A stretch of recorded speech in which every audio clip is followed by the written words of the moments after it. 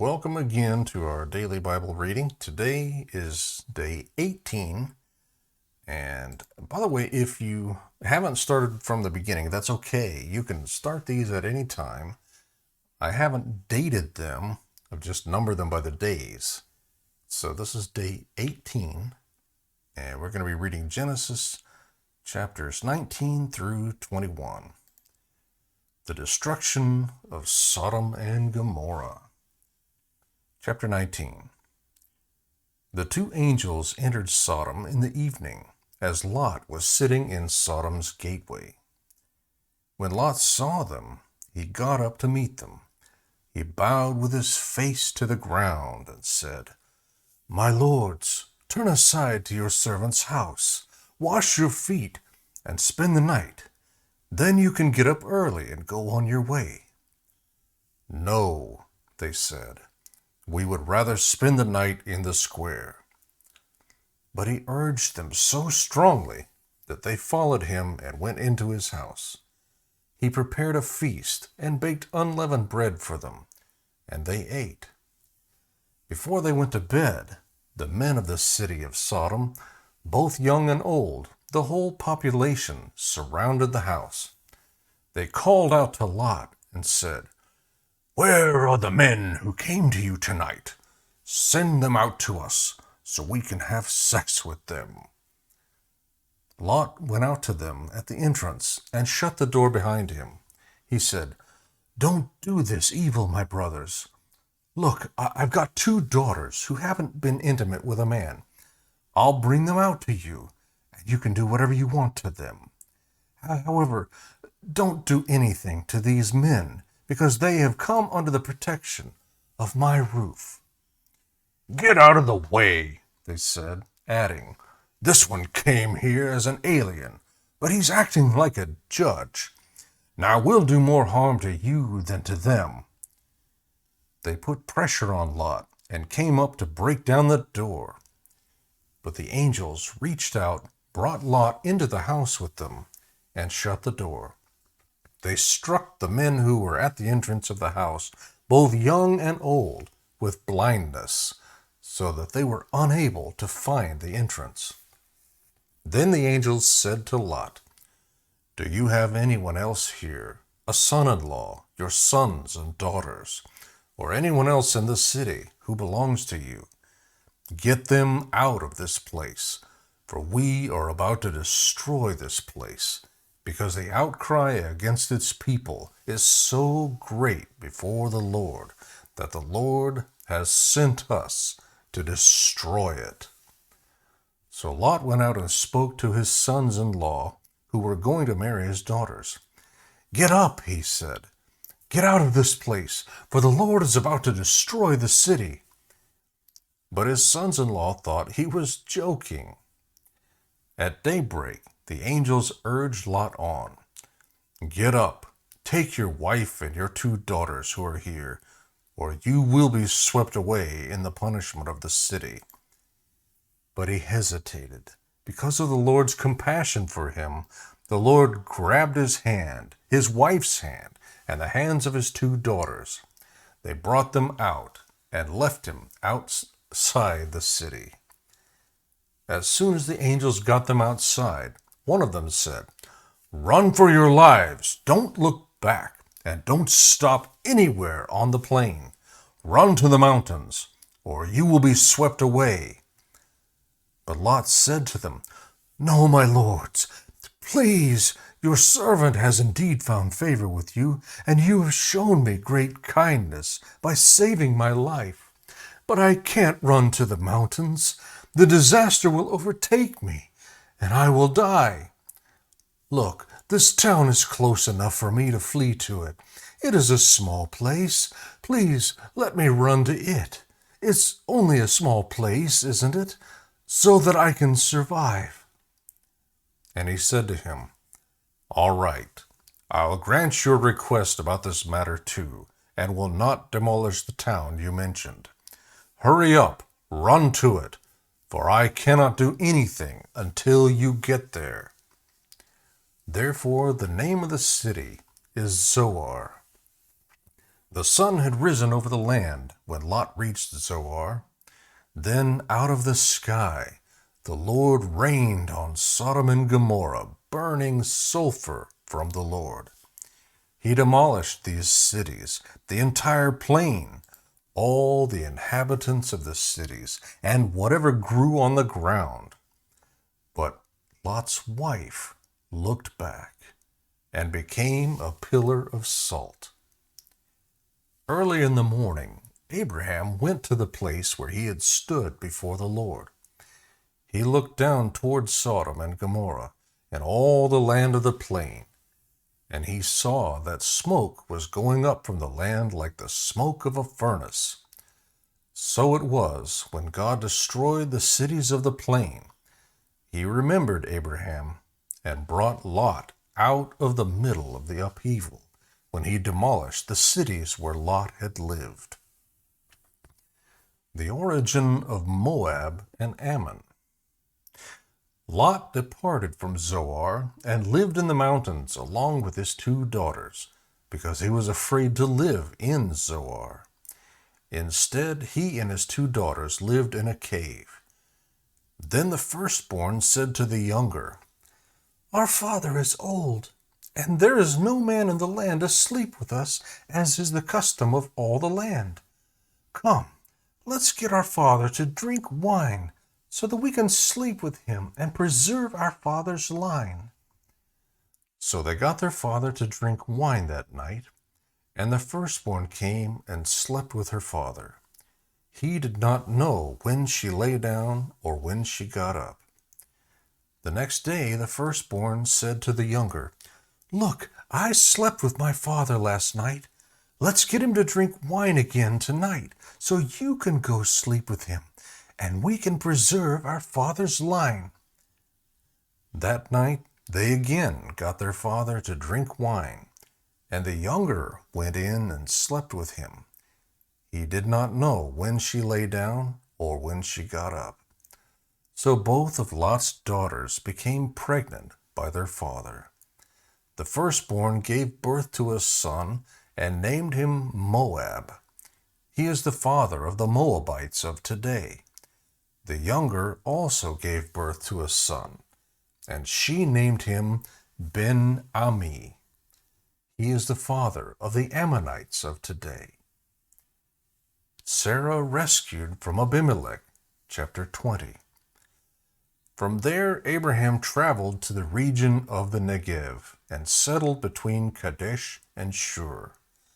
While he was staying in Gerar, Abraham said about his wife Sarah, "She is my sister." So King Abimelech of Gerar had Sarah brought to him. But God came to Abimelech in a dream by night and said to him, "You are about to die because of the woman you have taken, for she is a married woman." Now Abimelech had not approached her, so he said, "Lord, would you destroy a nation even though it is innocent? Didn't he himself say to me, 'She is my sister'? And she herself said, 'He is my brother.' I did this with a clear conscience and clean hands." Then God said to him in the dream, "Yes, I know that you did this with a clear conscience. I have also kept you from sinning against me. Therefore, I have not let you touch her. Now return the man's wife, for he is a prophet, and he will pray for you, and you will live. But if you do not return her, know that you will certainly die, you and all who are yours." Early in the morning, Abimelech got up, called all his servants together, and personally told them all these things. And the men were terrified. Then Abimelech called Abraham in and said to him, "What have you done to us? How did I sin against you, that you have brought such an enormous guilt on me and on my kingdom? You have done things to me that should never be done." Abimelech also asked Abraham, "What made you do this?" Abraham replied, "Thought there is absolutely no fear of God in this place. They will kill me because of my wife. Besides, she really is my sister, the daughter of my father, though not the daughter of my mother, and she became my wife.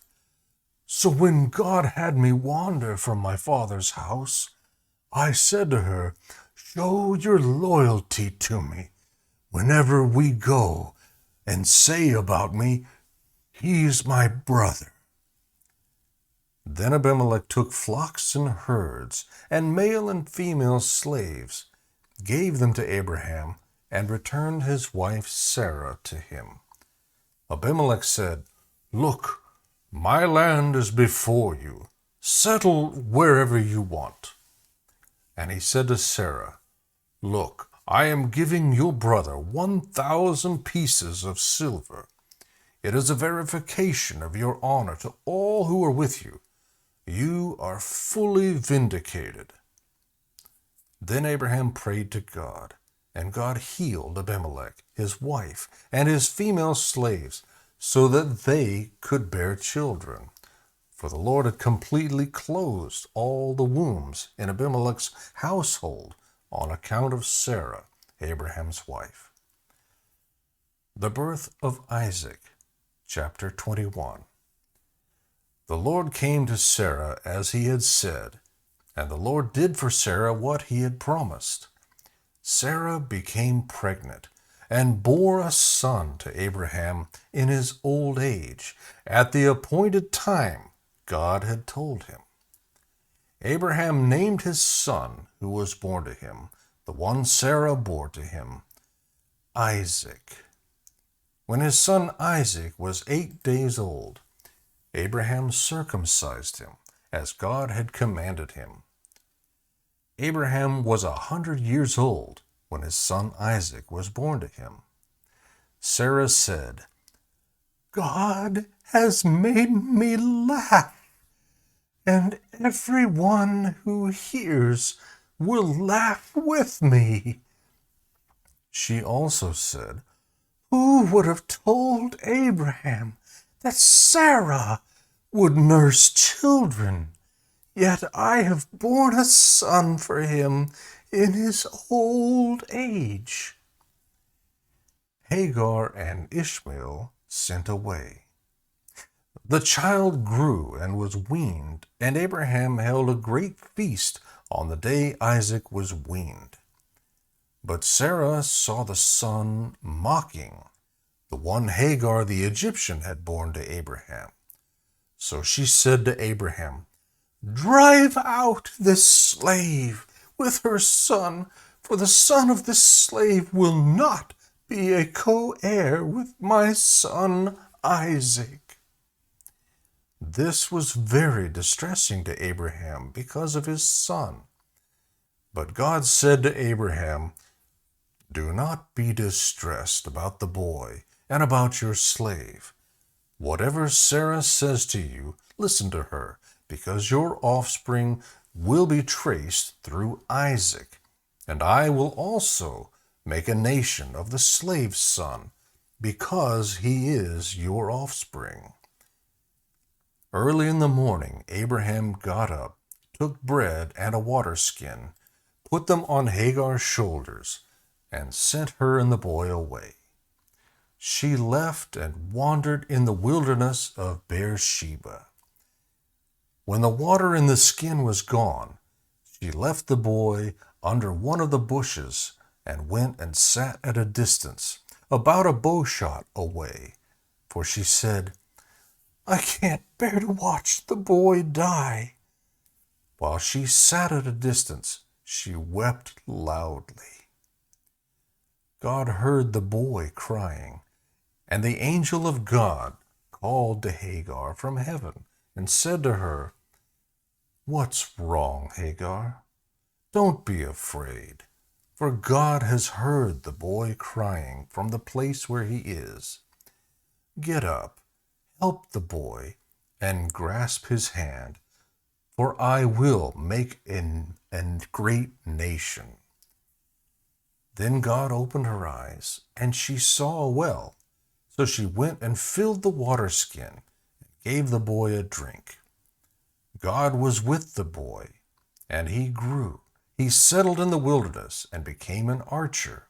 He settled in the wilderness of Paran, and his mother got a wife for him from the land of Egypt. Abraham's covenant with Abimelech. At that time, Abimelech, accompanied by Phicol, the commander of his army, said to Abraham, God is with you in everything you do. Swear to me by God, here and now, that you will not break an agreement with me or with my children and descendants. As I have been loyal to you, so you will be loyal to me and to the country where you are a resident alien. And Abraham said, I swear it. But Abraham complained to Abimelech because of the well that Abimelech's servants had seized. Abimelech replied, I don't know who did this thing. You didn't report anything to me, so I hadn't heard about it until today. Abraham took flocks and herds and gave them to Abimelech, and the two of them made a covenant. Abraham separated 7 ewe lambs from the flock. And Abimelech said to Abraham, Why have you separated these 7 ewe lambs? He replied, You are to accept the 7 ewe lambs from me, so that this act will serve as my witness that I dug this well. Therefore that place was called Beersheba, because it was there that the two of them swore an oath. After they had made a covenant at Beersheba, Abimelech and Phicol, the commander of his army, left and returned to the land of the Philistines. Abraham planted a tamarisk tree in Beersheba, and there he called on the name of the Lord, the everlasting God. And Abraham lived as an alien in the land of the Philistines for many days. May the Lord bless the reading and study of his word.